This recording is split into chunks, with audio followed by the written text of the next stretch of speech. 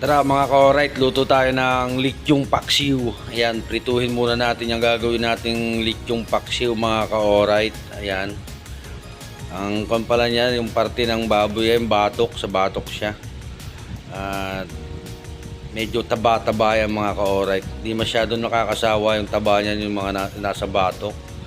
Ayan mga ka-alright, tama. Prito lang muna tayo dyan mga ka-alright. Palutungin natin yan para crunchy lityong paksiw. Crunchy na lityong paksiw yung gagawin natin dyan mga ka-alright. Ayan, lagyan natin ng twist, kakaibang lityong paksiw. Ayan, panoorin nyo lang yan mga ka-alright. Ayan, ayan, maluto na yan mga ka-alright, malutong na yan. Talagang crispy na yung balat nyan. Ayan, kaahon mga pala natin yung mga ka-alright. Magigisa na tayo ng lulutuin nating sauce nya. Mang Tomas pala yung pinaka main dish natin dyan mga ka-alright. Ayan, gisa lang ako ng bawang sibuyas dyan. Ayan, ginisa-gisa ko lang yan mga ka-alright. Ayan, tamang gisa. Ito ka-alright, kakaibang version ng lityong paksiw, crunchy lityong paksiw yan mga ka-alright. Ayan, tamang gisa lang ako dyan mga ka-alright. Ayan, pagka medyo golden brown na yung ating bawang at sibuyas mga ka-alright, ilagay na natin yung Mang Tomas. Ayan mga ka-alright, ilagay na natin yan. Simpleng-simple lang tulutuin mga ka-alright.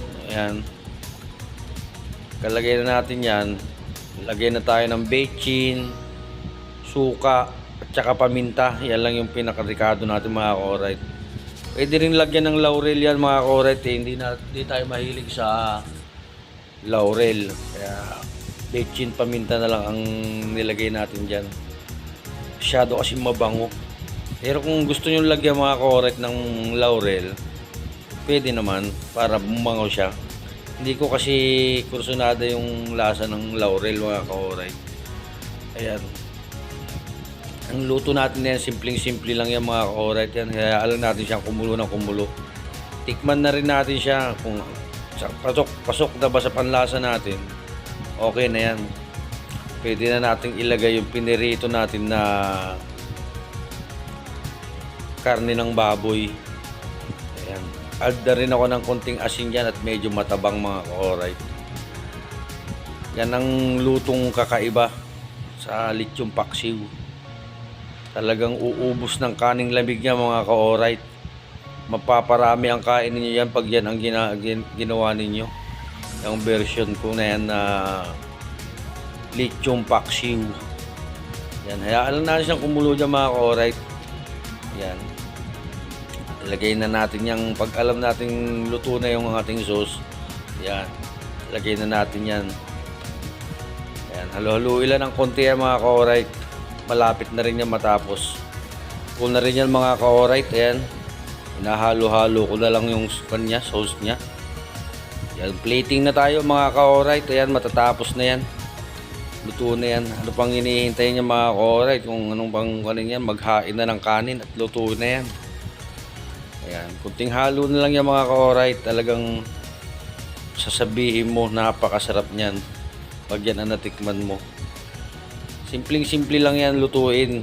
Yan, sundan nyo lang yung aking guide dyan mga ka-alright. Yan, luto na yan. Plating na tayo. Yan mga ka-alright. Yan, lagay lang natin sa kanyan, sa dokin na natin yan at simulan na natin kumain mga ka-alright. Wow, yan ang finished product yan mga ka-alright. Yan na, napakasarap niyan mga ka-alright. Talagang mapapawaw ka sa sarap. Yan o. Tara, kain tayo mga ka-alright.